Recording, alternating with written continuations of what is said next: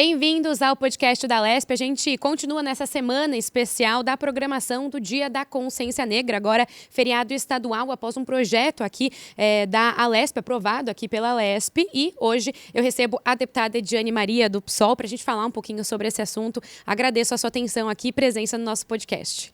Eu que agradeço, Nana, por estar aqui hoje, podendo falar um pouco, né, desse projeto incrível, inclusive, que é um projeto, inclusive, ancestral, né, que fala muito da nossa história, do nosso país. Então, estar aqui hoje, só tenho que agradecer e falar da importância de estarmos aqui vivos e resistindo e ocupando cada vez mais espaço na política. Inclusive, essa parte aí do espaço na política a gente vai conversar também, né? Porque a gente está num momento aí diferente aqui do Legislativo. Mas primeiro eu queria saber como é que você recebeu, então, essa notícia de quando esse feriado foi sancionado pelo governador. Também, qual que é a importância para você ter visto, ainda aqui como parlamentar, né, em primeiro mandato, ter visto isso se tornar realidade? Olha, se tornou realidade, para mim foi incrível, até porque eu lembro quando veio o feriado, não era feriado, né? Veio uma data nossa do 20 de novembro, e aí ficou meio que a critério de cada região, de cada cidade, colocar, né, se seria feriado ou se é uma data a ser comemorada, tal, ficou meio solto. Então, enfim, quando você não tem um feriado, você acaba não parando a sociedade, você acaba não parando os trabalhadores para refletir em cima dessa pauta. Até porque a gente está falando de uma pauta de uma sociedade, de uma construção de um país, né, que foi mais de 300 anos de escravidão. A gente está falando que se qualquer cidade hoje tem mais de 200 anos, imagine que nós estamos apenas há 134 anos da abolição da escravidão. Né, uma abolição que, de fato, não foi justa com quem foi escravizado durante tanto tempo, com o preto, a qual faço parte. Nós temos apenas hoje fragmentos da história e da nossa memória.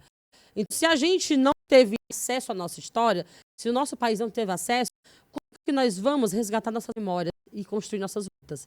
Então, é fundamental e demorou bastante, inclusive, né, aqui, de fato, virar projeto de lei. Então, estou aqui saudando, mas falando da importância de tantos outros projetos que também saudam a nossa consciência negra, né? Falar de consciência negra é falar de uma sociedade que, de fato, olhe para as desigualdades, olhe para este parlamento. Nós estamos falando que nós chegamos aqui há pouco tempo, né? A gente está falando que aqui passou apenas 6 deputadas negras, né? Então a gente está falando da maior casa parlamentar da América do Sul, onde nós ainda somos, em número de mulheres negras, 5%. Nós somos 5 mulheres negras, né? A queridíssima Leci Brandão, Tainara Faria, do PT. A gente está falando da Paula, da bancada feminista, Mônica Seixas, das Pretas, do Movimento Pretas, e eu, Ediane Maria. Então, a gente está falando que é um cenário ainda muito desigual e que não reflete na sociedade. É só olhar para a sociedade, somos mais de 53%, onde a gente, que fomos violentados de várias formas, né, nos negaram, inclusive, a nossa humanidade. Então, estar aqui hoje é falar assim, bom, nós chegamos aqui e nós iremos fazer, de fato, o apontamento necessário e as reconstruções necessárias para que, de fato, a gente consiga cada vez mais colocar uma pauta que são da maioria, né? Então, quando a pessoa fala assim, são as minorias, a luta das minorias, eu mudo e falo assim, da maioria, porque somos nós que construímos, né? Quando uma mulher negra, já dizia Angela Davis, né? Quando uma mulher negra se movimenta, ela movimenta toda uma base, né, estrutural. Então, é impressionante e é muito importante que a gente esteja aqui e saudando, né? Dia 20 de novembro está chegando e eu quero muito que a sociedade pare e olhe onde que estão os negros. Eu sou a primeira, na 20ª legislatura dessa casa, eu sou a primeira mulher negra a ocupar, a primeira empregada doméstica a ocupar esse espaço. Né? Um serviço que, historicamente, foi negado o direito. A gente está falando que nós, apenas há 10 anos, né? Dia 2 de abril fez 10 anos que nós completamos realmente de vistas como profissionais, né? Com direito em carteira assinada, mas ainda é necessário que se faça uma grande mudança, até porque continuamos com 75% da classe das trabalhadoras domésticas na informalidade, né? Então, na invisibilidade, automaticamente, várias mulheres que hoje, né, mais de 60% da categoria atuam, são mulheres negras, que várias de nós, assim como eu, são mães solo, que tem que criar seus filhos sozinha e que tem que lidar com todos os desafios. É necessário que o Estado olhe para todas nós. É necessário que olhe, e não adianta a gente olhar para a sociedade e falar, ok, gente, nós sobrevivemos, chegamos até aqui, então somos todas iguais. É necessário que discuta, que essa casa e que esse Estado discuta questão de gênero, raça e classe. Porque é só assim que a gente vai entender as desigualdades que, de fato, nos assolam há tanto tempo, né? Então, não vamos normalizar. A gente está aqui realmente fazendo esse afronte, organizando a nossa resistência nessa casa para que os próximos cheguem para que a gente avance coletivamente. Bom, deputada, você falou sobre essa questão da gente ter um feriado para realmente refletir, né? O que a gente, como sociedade, assim, como todos nós, devemos fazer nesse dia de agora, já que é feriado estadual, que vai estar todo mundo, então, de folga dos trabalhos, supostamente, ou enfim, tendo esse momento aí para olhar de fato para essa data. O que a senhora recomenda que a gente faça nesse dia? É para estudar, é para refletir? O que a gente deve fazer? Sabe, a gente está falando da consciência negra, né? Então, quando a gente olha para um país tão desigual, né? Então, qual é a reflexão que a gente tem que ter para esse dia? Vamos estudar um pouco mais sobre a nossa história, enxergar onde estão os negros do nosso país. Né? A gente está falando de 5% de mulheres negras que hoje ocupam o parlamento aqui do estado de São Paulo. Né? Então, é necessário que a gente faça essa reflexão. Por que foi tão difícil a gente chegar? Porque também é tão difícil a gente permanecer. Né? Então, é necessário que a gente olhe. Eu quero muito que a sociedade, neste dia, que a sociedade paulistana, mas não só os paulistas, como a nível nacional, que enxergue, sabe o quê? Que quando vocês verem uma ocupação, isso ali é um quilombo, a gente está saudando o Zumbi. A gente está falando, esse dia, 20 de novembro, é dia de falar sobre morte e luta de Zumbi dos Palmares. Né, que foi uma liderança que organizou todo esse afronte, de fato, fez com que aqueles, na época, sabe, você imagina, o quilombo tem um significado muito grande para nós. E quando eu entrava aqui, eu falei, gente, vamos aquilombar a política. Aquilombar a política é, de fato, pertencer àquele território. É, de fato, você olhar para ele e falar assim, aqui é meu lugar. Aqui é um lugar de resistência. Né? Então, aqui é o lugar das nossas lutas. É onde as nossas lutas se encontram.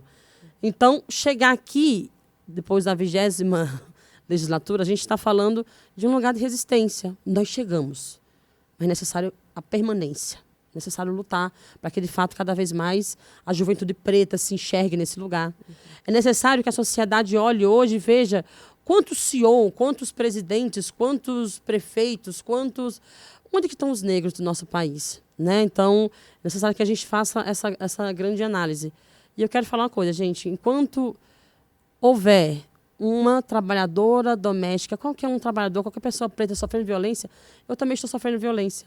Então, que nós lutemos e façamos por uma sociedade totalmente livre, para que a gente se veja no outro, se humanize.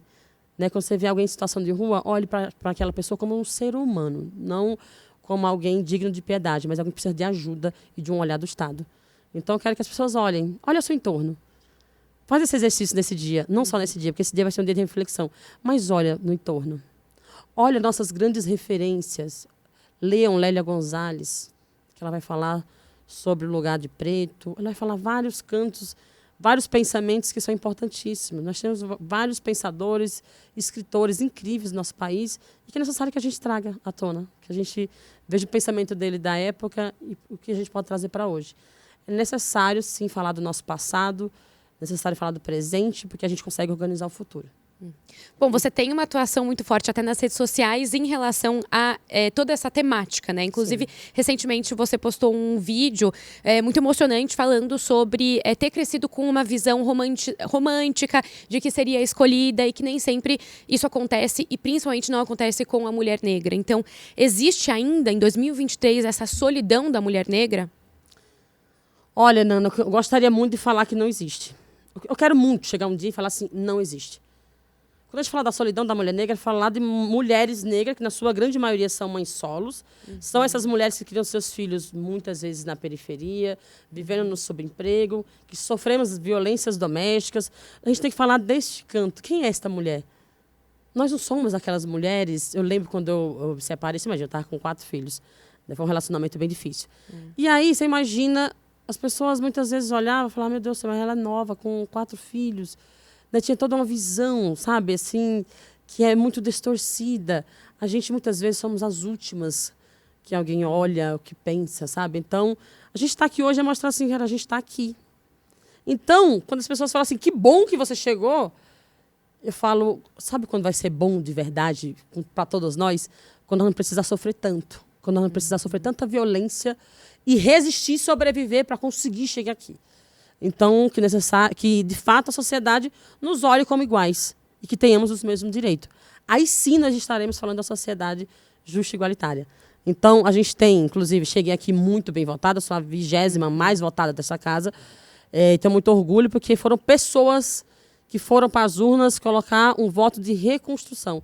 Pessoas que me encontram na rua e falam assim, Ediane, que bom que você está lá, que você está nos representando, como é bom te ver ali dentro atuando, como é bom ser esse contraponto, ser essa voz.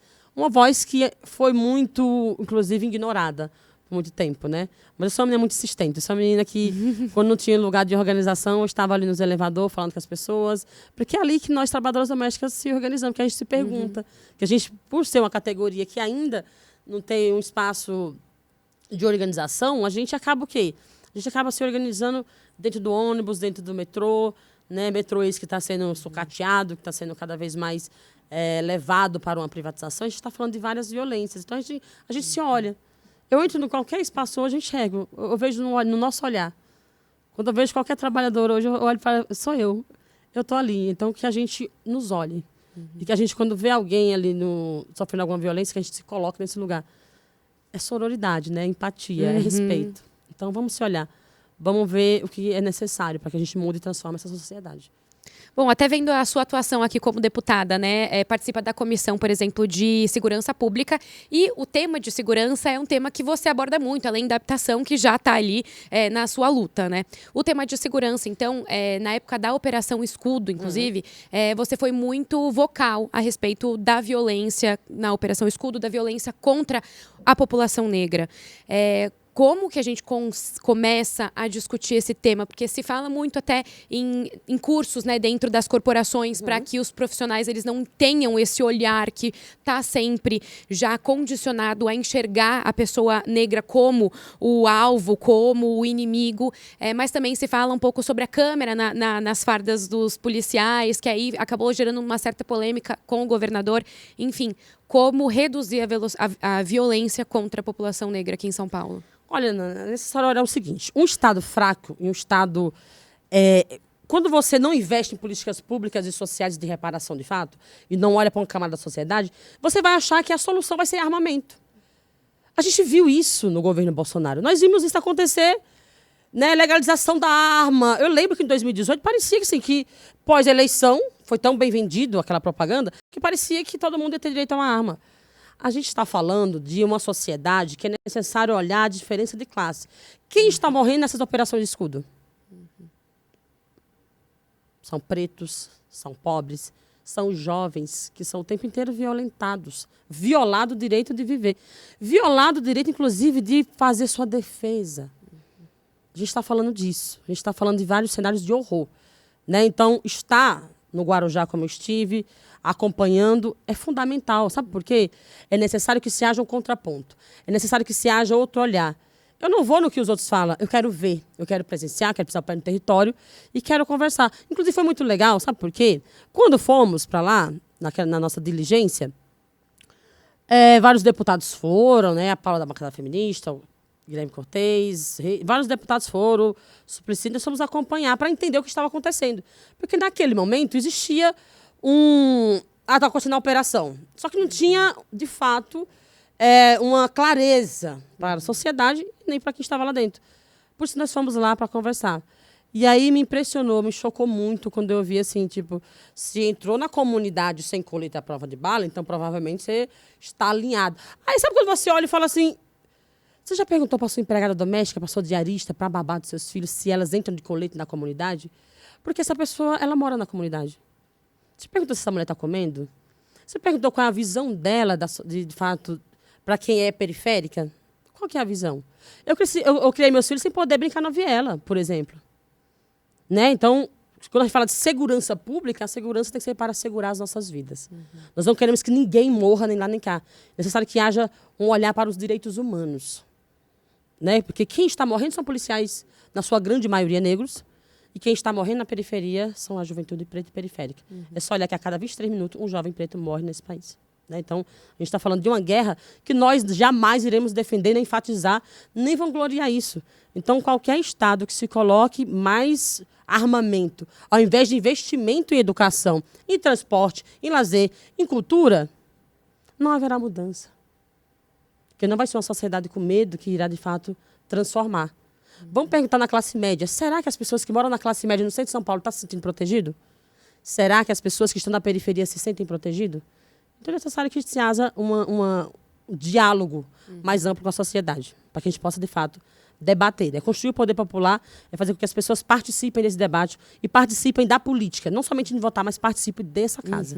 Né? Então, fazendo projetos de lei, construindo junto com a gente. Então, não é somente um lado, a gente está falando de várias violências que, historicamente, isso para nós pretos não é uma novidade. Historicamente, nós estamos nas estatísticas.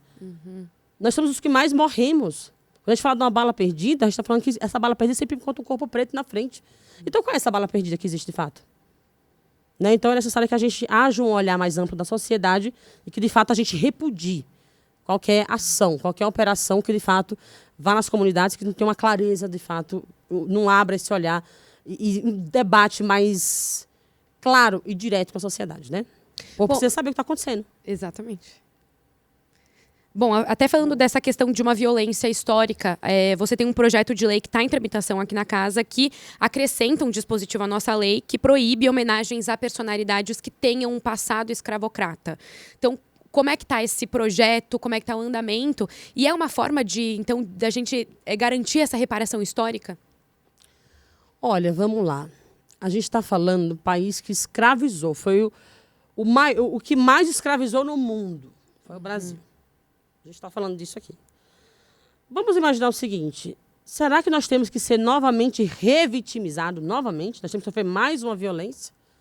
Quando a gente fala, vê a imagem dos bandeirantes, eu lembro quando não tinha uma consciência, porque a gente foram tirados de nós, né? A gente olhava para as imagens e falava assim, olha essa imagem. Quando você começa a fazer uma leitura racial, por isso que eu acho fundamental, você começa a enxergar, inclusive, o que está por trás dessas imagens. Nós precisamos ver Dandara, precisamos ver Zumbi dos Palmares. Nós precisamos que a sua história, de fato, seja retratada com honra, como lideranças, como protagonistas, que lutou para que, inclusive, eu estivesse aqui hoje. Eu estou seguindo os passos de Dandara. Estou seguindo passos de todas as lideranças negras desse país. Lideranças essas que a gente sabe muito bem que a gente passou por um momento muito difícil, né? E a gente tem que ficar sempre muito atento. Porque a gente passou... Quando você mata uma liderança, você está tentando acabar com aquele quilombo, com aquela organização.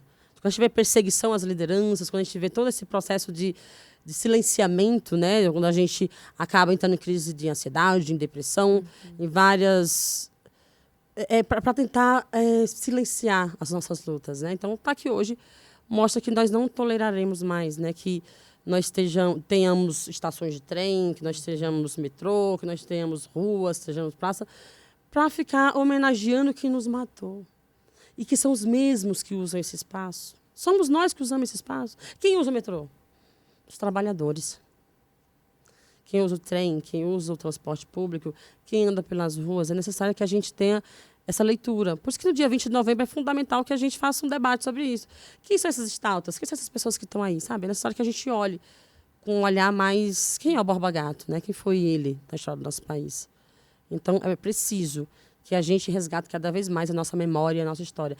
É só ver o que aconteceu na estátua da Madrinha Eunice, onde teve um evento ali na Praça da Liberdade. E aí, ali naquele momento, colocaram o palco quase em cima da madrinha.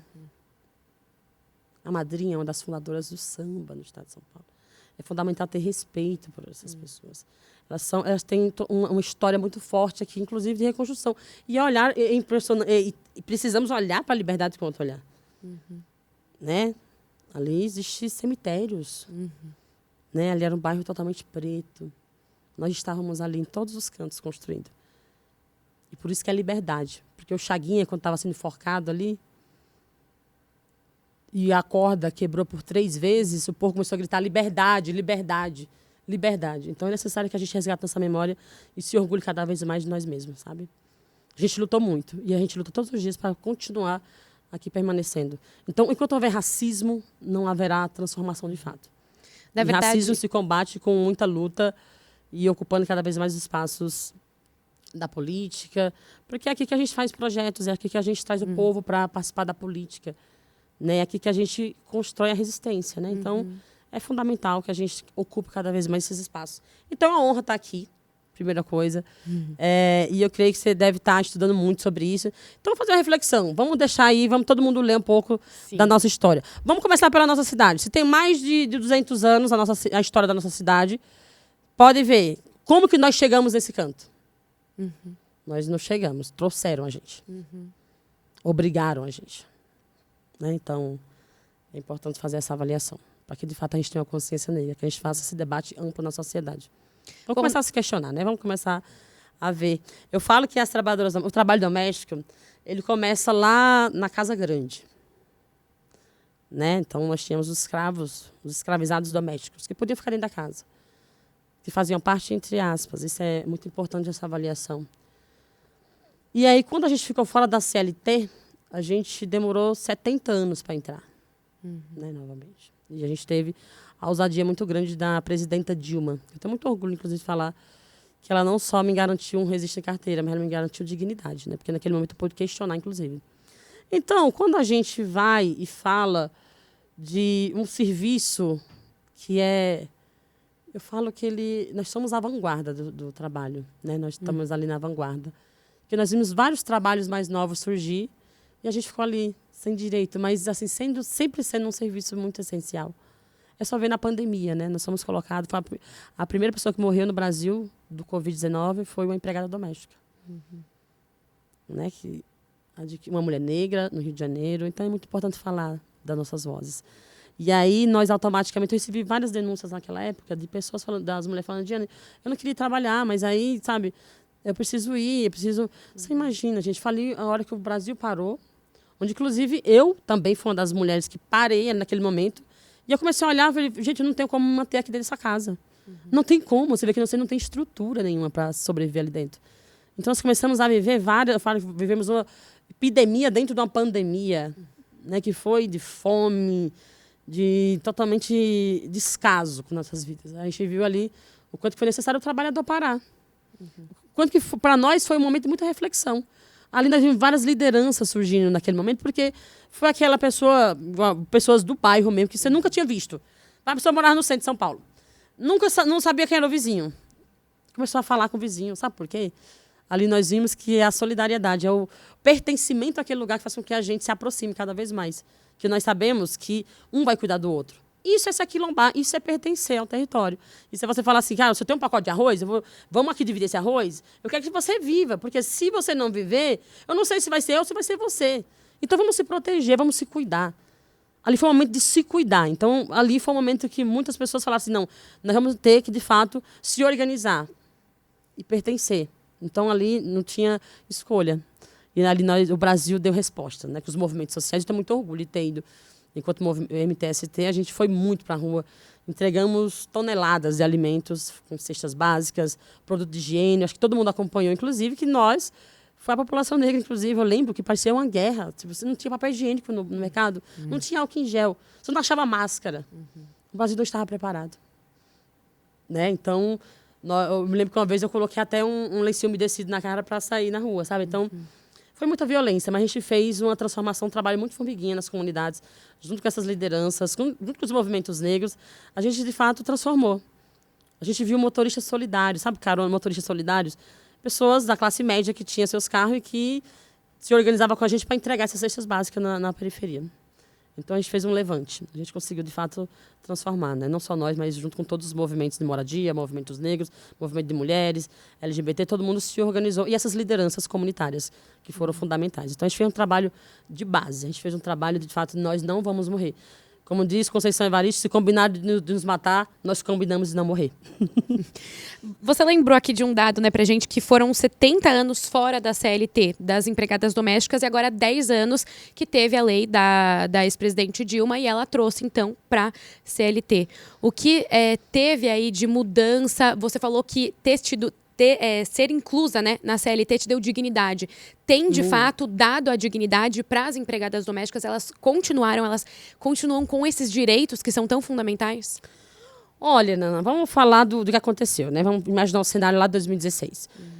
Dia 27 de abril de 2013, a gente teve, pela primeira vez, a garantia da nossa CLT. Inclusive, o presidente, né, o ex-presidente, que eu falo de fascista, genocida, que aí ele foi o único que se orgulhou de gritar ali que ele não votou. Ele atingiu diretamente uma camada muito importante da sociedade. Sabe por quê? Nessas minhas andanças, eu encontrei mães de advogados. Eu encontrei muita gente que vem desse lugar, honesta, digna, que está ali. E fala assim, ele mexeu numa camada, numa parcela da sociedade que cresceu com os filhos sem poder se orgulhar do nosso lugar. Olha, que impressionante. É uma vergonha. O Bolsonaro, ele representa tudo que é de atraso. Ele consegue ser o atraso, sabe? Assim, é vergonhoso. Sabe? Para mim foi muito dolorido ver isso. E a gente viu automaticamente uma retaliação. A gente viu a presidenta Dilma levar um golpe, sofrer um golpe, né? Então, em seguida, já começou a perca de direitos. Eu lembro que quando a gente conseguiu o registro, finalmente ter o registro em carteira, eu lembro que teve muitas violências que a gente sofreu, né? Teve, por exemplo, eu trabalhava na época 3 vezes por semana, que era o mínimo para a gente conseguir ser registrada.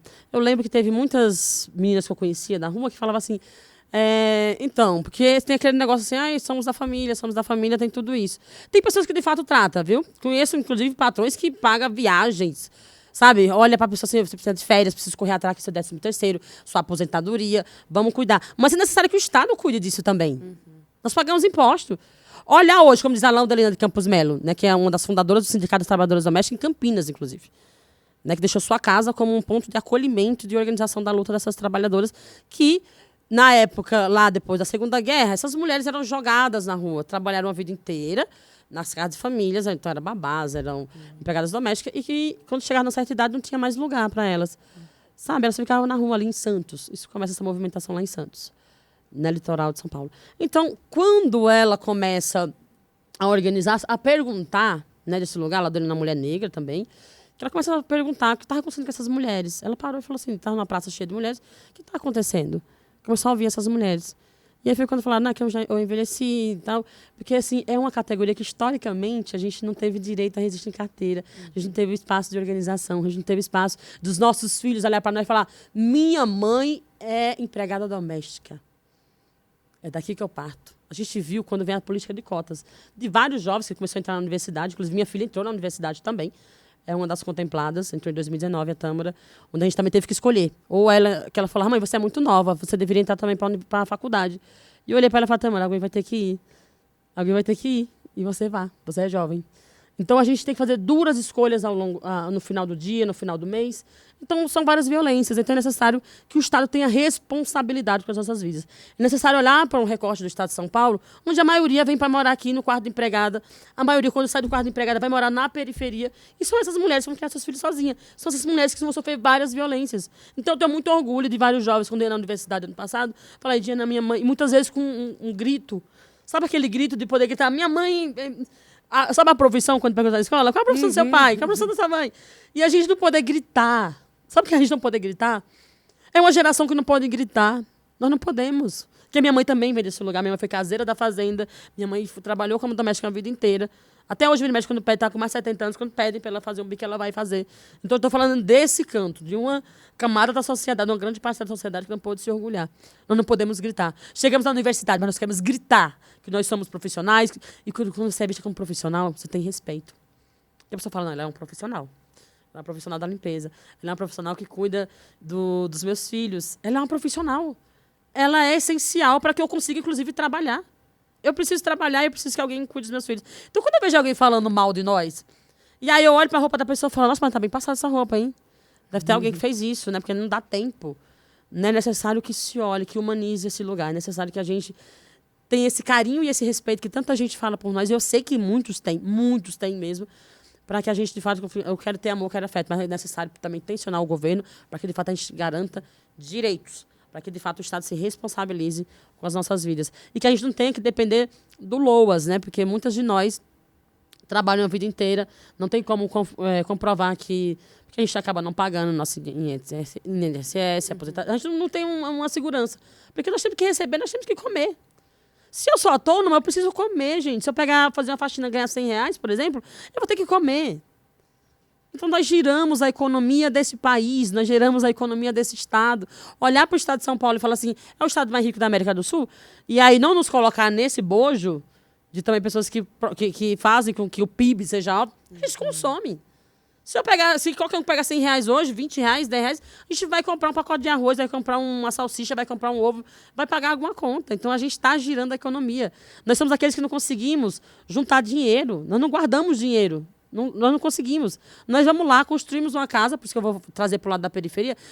Conseguimos construir uma casa, muitas vezes nem termina essa casa, porque às vezes a gente, no meio do caminho, tem que parar, porque vou ter que comer, vou ter que cuidar das crianças, vou ter que não sei o quê, às vezes está desempregado. Então, são várias violências que a gente sofre. E aí, quando a gente vê um despejo, a gente tem que olhar e falar assim, cara, você tá derrubando ali 40 anos de vida. Você está derrubando ali 30 anos, você está derrubando de trabalho. De pessoas que constroem prédios, constroem tudo e que não tem direito a ter moradia.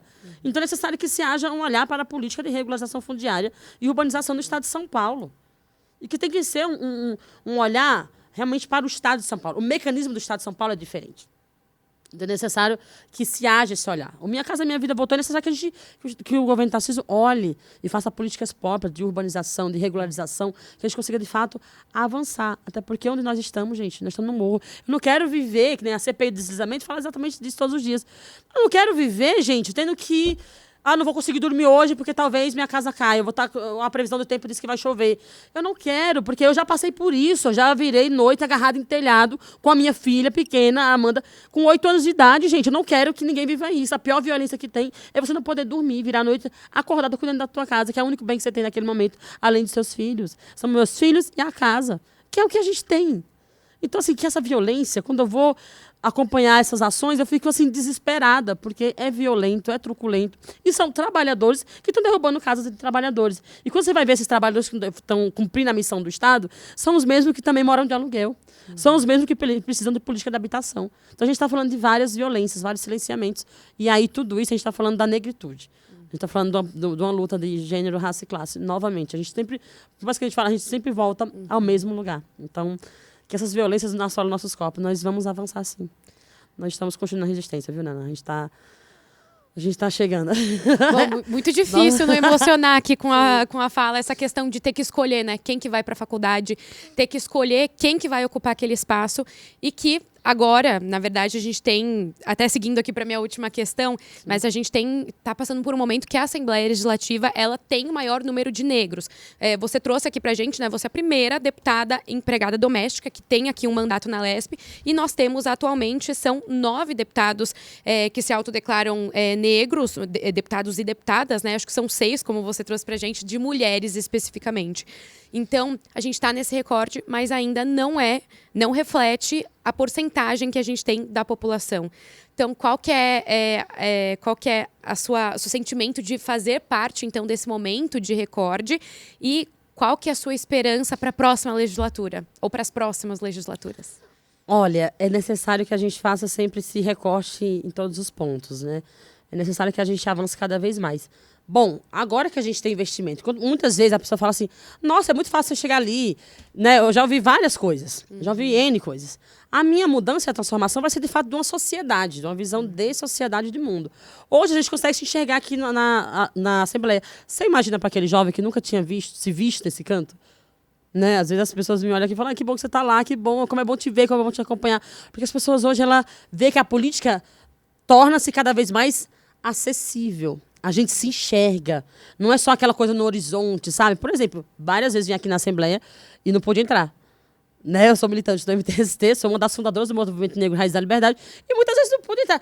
Então, assim, quando eu olho hoje, está aqui dentro, né? Não é só que eu estou aqui dentro. Eu trouxe o povo para se organizar comigo também no mandato, né? Então, a gente está falando de vários. O mandato nosso é popular. Então, assim, eu estou inaugurando gabinete na rua, né? Então, assim, estou acompanhando várias comunidades, estou fazendo vários links com vários movimentos negros. Então, a gente está se organizando. Então, é necessário fazer essa resistência, é necessário a gente se ver. Porque eu fui criada num mundo que falava assim, política, gente, política não... Né? Todo mundo é ruim, todo mundo não sei o quê. E aí eu vou falar, se você acha que a política é ruim, então se candidate. Então se coloque, seja você o político. Se você for o político e falar assim, ninguém presta, então faça a sua política. Então se eu estou aqui porque eu acreditei na política que isso aqui para mim dá para fazer. Eu falei assim, vamos aquilombar, gente. Vamos pertencer, vamos se colocar naquele lugar. A primeira ação minha foi fazer o café da manhã com as trabalhadoras da limpeza dessa casa, terceirizada. Porque para mim eu falei assim, gente, é um lugar que sem vocês essa casa não funciona. Sem vocês, essa casa não funciona. Vocês são fundamentais. E é necessário que esta casa, sim, garanta direitos, né? Então, eu também, não só que eu fiz não só o café da manhã, já seria muito gigante. que eu nunca tinha havido na história. Mas também por estar acompanhando, passo nos corredores, vocês estão bem, como vocês estão. Gente, vão no gabinete, conversem comigo, podem falar. Vários deputados começaram, inclusive, a falar comigo, chefe de gabinete, todo mundo. Tipo, Diane, não sei quem lá foi lá na minha sala. Eu perguntei se ela queria um café, se ela queria... Porque, cara, isso é uma coisa tão básica, né? Mas, assim, que às vezes passa tão despercebido, porque a gente foi colocado assim, não, você está sempre aqui. Né? Eu sempre vejo, então acaba que as pessoas naturalizam a nossa presença naquele canto. Então acaba não olhando e falando assim, cara, que honra ter você aqui. Que bom que você está fazendo isso. Que bom que você está me ajudando. Que bom que a gente está se ajudando. Sabe? Então, é essa alegria que eu tenho. Eu tenho muito otimismo, sabe, Nana? Eu tenho muito otimismo. Tenho muito. Sabe, assim, a gente mudou muita coisa. A gente conseguiu avançar bastante. Então, nossos passos vêm de longe. Nossos passos vêm de muito longe. E eu tenho muito orgulho de poder estar aqui falando de um lugar que eu falava como eu queria ouvir que tem alguém como eu em algum canto.